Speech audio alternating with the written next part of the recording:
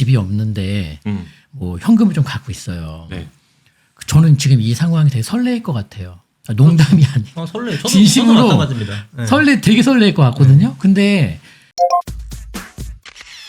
지금 그거 되게 많아요. 그리고 못 맞춰가지고 그 이전의 전세가랑 똑같은 가격에 못 맞춰서 돈을 못 주는 집도 많더라. 많죠. 네. 전세 세입자가 지금 확연하게 줄었기 때문에 그러니까 당연히 그건 여러분들 이제 다 하도 많이 얘기 나가서 금리가 올라가게 되면 담보대출뿐만 아니라 전세자금 대출 금리도 올라가는 거니까 세입자 입장에서는 너무 부담되죠. 그리고 지금 멈춘 것도 아니고 계속 올린다고 하니 부담스럽죠. 지금 전세자금 대출의 변동금리 비중이 94%인가 그렇거든요. 그러면은 거의 대부분의 사람들이 변동금리를 갖고 있는 건데 그러니까 이제 전세를 들어가고 싶지 않죠. 솔직히 요즘에 자기 자본만 갖고 집도 그렇지만 자기 자본만 갖고 전세 들어가는 분이 어디 있어요. 다 적든 크든 다 대출 받잖아요. 그러니까 이제 월세로 막 쏠림 현상이 생기게 되면서 월세는 거래량이 100만 건이 넘어가게 되고 역전현상도 사실은 한 번도 없었습니다. 근데 이번에 전월세 거래량이 월세가 전세를 넘어서는. 그래서 데이터 이래 최초죠. 최초죠. 네. 그러니까 여러분도 생각해 보세요. 전세랑 월세 중에 뭘 하고 싶습니까? 일반적으로는 당연히 전세, 월세 아깝잖아요. 그런데도 월세를 선택한다라는 것은 그동안 전세가 너무 많이 올랐을 때 월세 아무도 선택 안 했기 때문에 월세 가격이 한참 낮아 있었고 전세 그것도 높아졌고. 있어요. 전세가 전세자금 대출이 그만큼 이게 들어가 있는 거죠. 원래는 그렇죠. 예전엔 전세자금 대출을 안 받고 전세를 했다면 했죠. 네. 이 전세자금 대출이 들어가고 이게 이제 만연화된 거죠. 전세자금 대출 제도가 없었으면 지금 전세가 미친 듯이 올라갔죠. 다 집을 안 샀을 때는. 그러나 전세자금 대출 제도가 한 지금 10년 남짓 됐는데 2010년 전후 그때 생긴 건데 그 이후부터 전세가가 상당히 많이 오른 것에 일조를 한 거고 이게.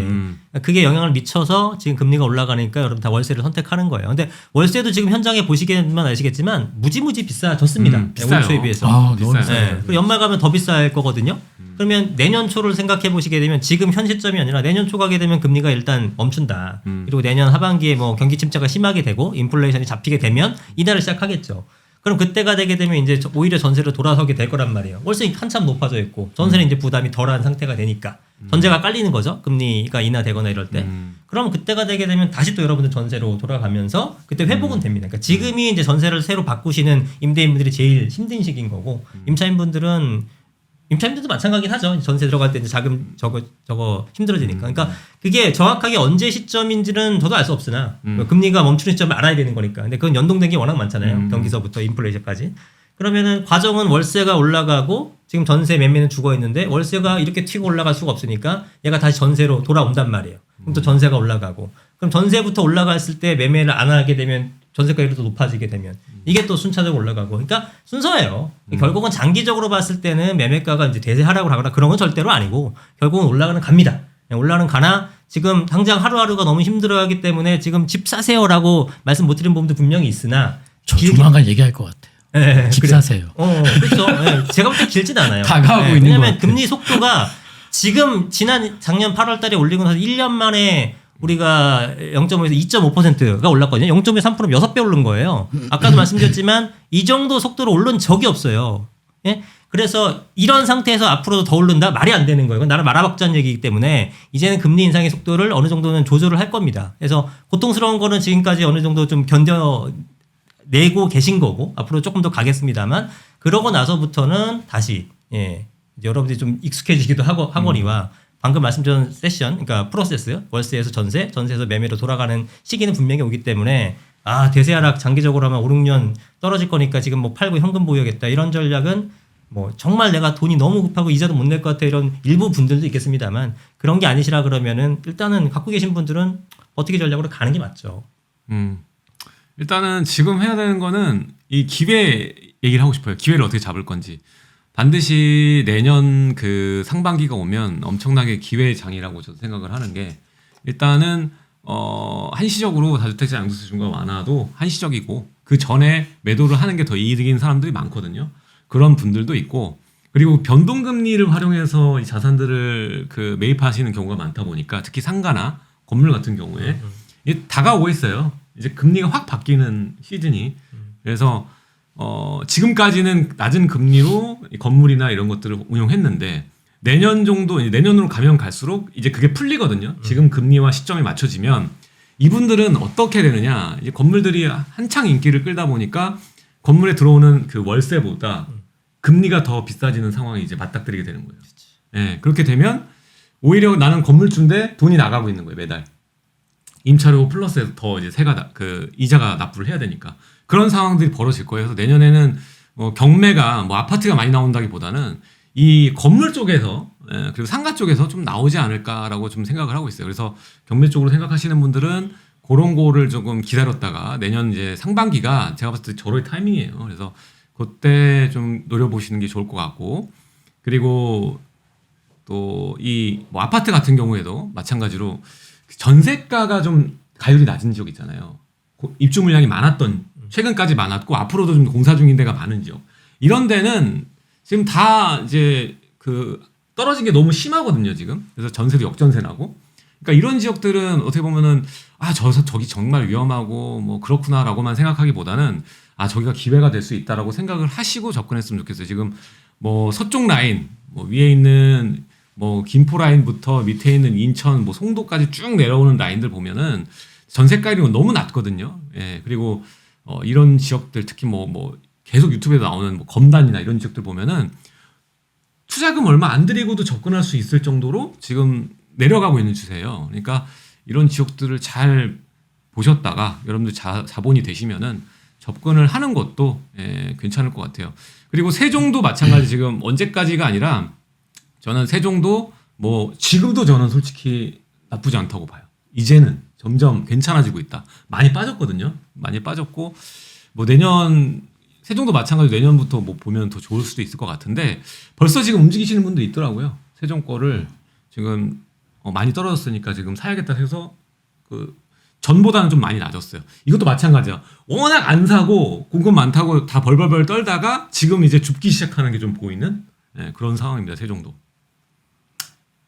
근데 뭐 일단 세종은 미국 금리보다 더 중요한 게 전세가율이니까 전세가율이 너무 낮죠. 아무튼 지금 50% 이하인 상태에서는 조금 이제 어렵고 뭐 세종, 뭐 동탄 일부 지역, 송도, 장래가 다 아주 뛰어난 친구들인데 현 시점에서는 이제 수급상 전세가율을 만든 게 수급이니까 그런 문제는 아직 안고 있죠. 그리고 금리가 사실 이렇게 봐요. 저는 내년도에 만약에 금리가 늦어도 뭐 24년도 미 대선 내외 전후로는 금리가 이제 멈추겠죠. 근데 만약에 금리 인상이 멈추는 날이 온다고 가정해 봤을 때 그러면 사람들이 많은 무주택자분들이 집을 살 수 있을 것이냐? 저는 그렇게 생각하지 않아요. 금리를 지금은 금리 때문에 집을 못 사고 있고 심지어 전세가 아닌 월세. 그러니까 불확실한 걸 극도로 싫어하는 거예요. 무주택자분들께서는요. 왜냐하면 전세가 그 전세보다 월세가 번거롭지만은 월세가 훨씬 더 불확실성은 적으니까요. 지금 뭐 금리 올라서 전세자금 대출 받았다가 막 죽겠다 이런 뉴스가 하도 많이 나오니까요. 근데 금리 인상이 멈추면은 바로 나올 게 뭐냐면은 경기 침체 얘기가 나올 거예요. 그러면은 이제 금리 인상기에는 이제 금리 인상 때문에 못 사고 침체. 경기 침체 얘기에는 금리를 내린다 해도 경기 침체 때문에 못 사고 사실 못 사는 이유가 항상 그렇게 왔었거든요. 그래서 아마 저는 그게 또 반복될 거라고 좀 보고 있기 때문에 제일 중요한 건 뭐냐면 자, 금리 인상이 멈추면 집을 산다 이게 아니라 금리를 다 떠나서 아마 그 무주택자분들이 집을 사야 되겠다는 확신을 가질 수 있는 분위기 조성이 안 될 것이다. 그러니까 금리 인상이 멈춘다 하더라도 그러니까 계속 분위기는 아무것도 하지 말고 그냥 얌전히 잠자코 있어. 이렇게 계속 무주택을 유지할 수 있는 분위기가 제공될 것이다. 전 이렇게 이제 판을 예측하고 있고 제일 중요한 건 그래서 본연의 그 본질적인 거를 이해했으면 좋겠어요. 부동산은 미래성이 있는 부동산은 어찌됐든 올라요. 그리고 돈은 금리를 아무리 올린다 해도 돈의 가치는 추락하게 돼 있는 것이고요. 이 두 가지 본질 속에서 판단했으면 좋겠습니다. 예, 저도 첨언하자면은 아까 이제 거의 동일한 의견입니다. 제가 아까 말씀을 이제 듣는 분에 따라서 오해가 생길까봐 다시 말씀드리는데 아까 이제 금리가 이제 인상되는 게 멈춘다고 하더라도 거기서 바로 어떤 턴이 되진 않아요. 당연히. 왜냐하면 금리라는 여파는 여러 연구기관마다 틀리긴 합니다만 짧게는 6개월에서 길게는 한 17개월 정도까지도 영향이 미친다고 하거든요. 그러면 금리 인상기가 멈춘다고 하더라도 장기간 좀 더 침체가 갈 것이다라는 건 저도 동의를 해요. 다만 지금 일부 매수세 중에서 좋은 지역들, 뭐 26, 7억 하던 게 19억까지 떨어지고 이런 거 있잖아요. 그런 거는 노리시는 분들이 있어요. 그래서 이 금리 인상이 멈췄을 때 핵심 지역 있죠? 그것만, 그런 것들 위주로는 담으셔도 된다는 말씀을 드리는 거고, 우리가 뭐 이런 거 있잖아요. KB 선도지수 50 아파트 이런 게 있거든요. 그게 이제 시가총액, 그 아파트 시가총액을 기준으로 해서 가장 큰 것들, 전국에서 가장 큰 것들을 기준으로 해갖고 또 도표로 나오는 게 있습니다. 그러니까 그런 거나 내지는 여러분들이 상식적으로 알고 계시는 강남 지역 같은 것이 가장 불황에 잘 견디잖아요. 늦게까지 버티잖아요. 강남 서초 같은 것들. 예, 그런 것들은 이제 내년 상반기에 금리가 어느 정도 멈추게 되면은 그다음부터 상당 기간 침체가 더 지속은 되겠으나, 예, 그런 시점에는 좋은 것들은 사셔도 된다는 말씀이고, 전국적으로는 더 길게는 가요. 더 길게는 가서 아무거나 사는 시점은 아닌 건 저도 동의를 하는 거죠. 네. 예. 맞아요. 지금 뭐 그렇게 된다고 해도 상황이 이렇게 막 급진적으로 좋아지고 뭐 집값이 다시 뭐 오르고 뭐 이런 거를 생각하기보다는 지금 일단 중요한 거는 공급적인 부분을 따졌을 때 서울은 분양도 다 밀린 상황이고 인허가도 마찬가지고요. 또 경기까지도 공급량이 적정 수요량이 못 미칩니다. 인천만 24년까지 공급이 많은 상황이고요. 그래서 여기에 맞춰서 여러분들이 대응하면 좋을 것 같고, 일단은 이 침체도 지금 절대 떨어지지 않을 부동산들이 있거든요. 특히 어디냐면은 그동안 못 올랐고, 그리고 기존에는 이제 노후도 기준에 안 맞아서 재개발을 못했던 지역들. 서울의 그 저층 주거지가 거의 절반 정도 돼요. 네.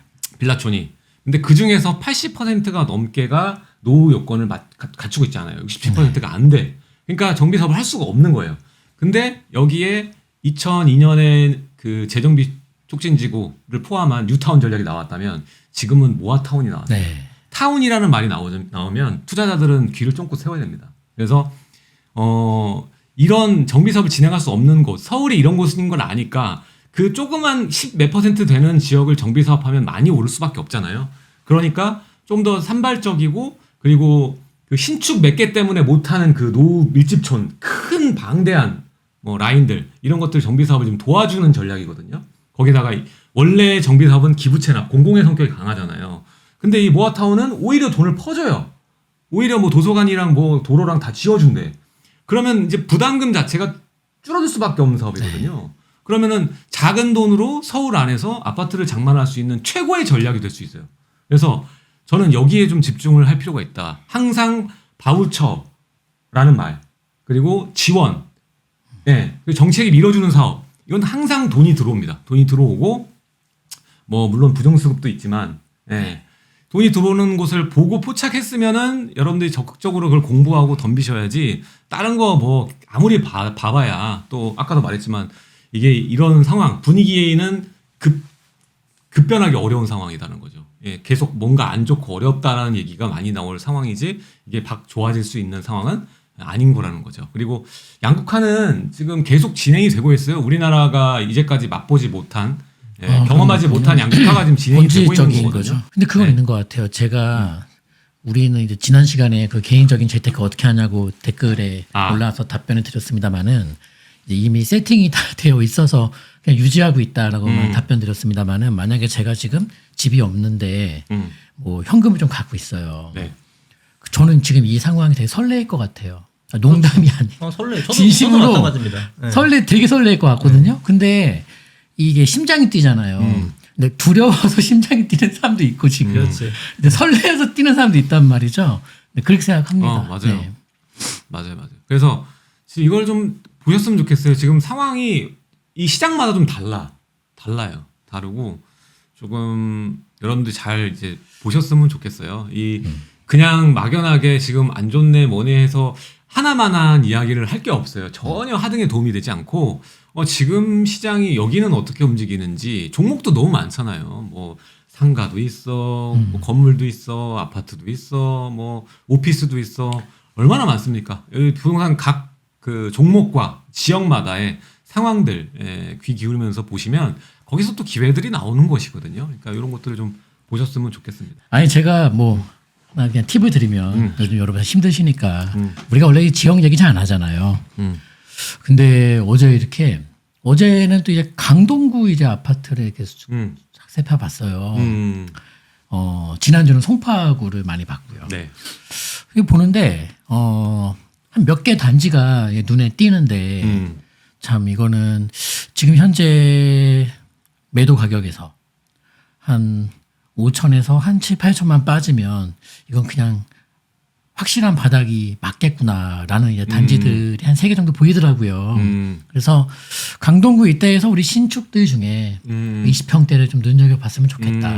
이런 생각도 좀 들고요. 그것도 얘기해 드리고 싶어요. 20평대들이 지금 많이 빠졌어요. 20평대가 많이 빠졌고 되게 겸손해졌어요. 가격이. 하극상이 아니에요. 그리고 그런데 정비사업지도 그래요. 정비사업지도 지금 20평대 신청된 물건들이 좀 많이 좀 착해진 데가 많아요. 네. 예, 그리고 프리미엄이 1억대 정도만 1억 초중반만 줘도 들어갈 수 있는 서울이 있습니다. 그 정도로 많이 빠졌고요. 그리고 뭐 한남 지금 관처 전에 있는 이 한남 3구역 같은 경우에도 59제곱 신청 같은 경우에는 피가 많이 빠져 있어요. 예. 그래서 이것들이 이 현상들을 보셔야 돼. 지금 이런 새로운 모아타운이 나오면서 그리고 이런 금리가 올라가서 휘청거리면서 얘네들한테도 또 이 가격이 겸손해지고 있는 거예요. 네. 다른 사람 경쟁자들이 나타나니까. 예. 그래서 앞으로 우리가 주목해야 되는 거는 내가 지금 접근하는 것에 대한 그 가격점. 이게 앞으로 가격이 더 올라갈 수 있을까 떨어질 수 있을까 이런 것도 봐야 되고 좀 내가 자본이 적다라면 어쩔 수 없잖아요. 네.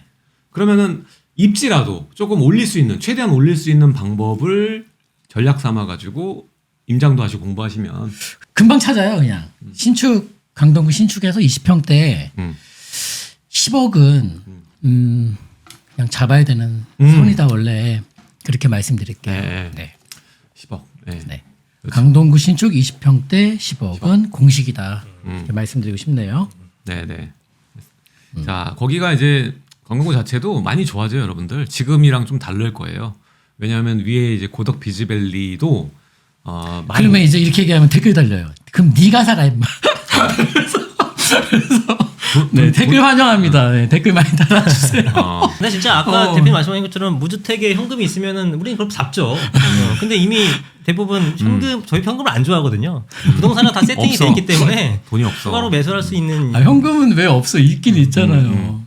만약에 살 때 항상 대비하면서 가야 되죠. 우리가 여러분 저기 뭐예요? 영끌하세요 이렇게 얘기는 안 했잖아요. 그렇지. 자, 일단은 이게 또 바뀔 자리다니까. 거기가 이제 9호선 4단계 개통되고 그리고 원래 학군이 강동구에서 좋아요. 제일 좋아요. 상당히 네, 좋죠. 그래서 그쪽 라인 보면은 이 강남에서도 환영회고 보내는데 그것도 그렇고. 우여곡절이지만 둔촌주공도 일단 완성이 되게 되면 어마어마한 금액으로 또 형성되잖아요. 그러면 그게 이제 그 지역의 랜드마크 아파트로서 주변 가격을 또 끌어올려 줍니다. 그러니까 장기적으로 보면 굉장히 좋은 지역이고 강동구가 사실은 시 경계, 그러니까 서울시의 제일 끝에 있는 건 맞지만 그 지나서 또 도시들이 있잖아요. 하남도 지금 개발되고 있고 그러면은 약간 외곽이란 느낌이 좀 사라지게 되면서 또 강남 접근성도 좋은 편이고 9호선 뚫리고 하게 되면 장기적으로는 굉장히 좋은 지역이라고 저도 판단을 합니다.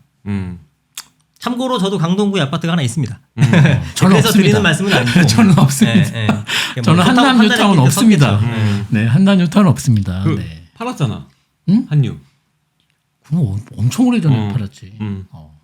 여러분들 너무 걱정하지 마세요. 다 여러분들이 감당할 정도만 뭐 좀 그렇게 될 거니까 뭐 감당하지 못하게 떨어지고 이런 일은 발생하기 어렵거든요. 그러니까 너무 걱정하지 마세요. 그리고 지난 우리 그 노무현 정권 때도 금리가 5% 넘었잖아요. 네, 5% 넘고 뭐 그때도 뭐 7% 간다 뭐 이렇게 얘기 나왔었고. 근데 그랬는데. 그렇게 막 금리 오르면 금리 올라서 못 사고 금리 내려가면은 경제가 안 좋아서 금리 내리는 거에서 못 사고 예. 그래서 맞아요. 올라갈 때 못 사는 이유 내려갈 때 못 사는 이유 다 못살 있습니다. 이유 많고 살 이유도 많고 그래요. 저희는 뭐 사는 얘기를 하는 사람들이니까. 예. 뭘 해야지 뭔가 이거 바뀌지. 네. 아무것도 안 하면 아무 일도 일어나지 않잖아요. 뭔가를 해야 돼요. 오늘 하루를 허투루 보내지 않는 것. 근데 아무것도 안 하면 뭔가 일어나지 않는 게 아니라 더 큰 일이 벌어집니다. 네. 안 좋은 쪽으로. 네. 아유 꾸준히 뭔가를 해야 돼요. 꾸준히 하나라도 하고 성취를 해 나가야지 내가 나아지는 거지 아무것도 안 하면 아무 일도 벌어지지 않습니다. 그게 기본이고 우리가 살아가는 경제사회의 기본인 거고 우리가 아파트 값이 오르는 이유는 매일매일 여러 사람이 경쟁하고 일하고 돈이 쌓이기 때문에 아파트 가격이 오르는 거예요. 그걸 알고 있으니까 우리도 꾸준히 해서 그 경쟁 상대들이 돈을 열심히 벌어서 나한테 갖다 바치게 만들려면 결국에 그만큼 똑같이 일하는 것보다 더 빠른 길이 그 사람들이 사고 싶은 부동산을 갖고 있는 거예요. 그럼 알아서 그 사람들 땀이 나한테 들어온다고요. 그게 기본 투자 원칙입니다. 자, 오늘 이렇게 또 같이 해주셔서 너무 감사드리고요. 다음 주에도 여러분들 썰브라더에서 만나도록 하겠습니다. 모든 분들 오늘 1000분 넘게 오셨는데 다 감사드립니다. 뭐 악플 다신 분도 사랑합니다. 감사합니다. 계속 욕해 주시고 저 오래 살게 만들어 주시기 바랍니다. 자, 감사합니다. 여러분들 다음 시간에 뵐게요. 지금까지 썰브라더 놀라운 부동산 놀부 부사병법 박병찬 그리고 이승훈 소장이었습니다. 네, 감사합니다. 고맙습니다.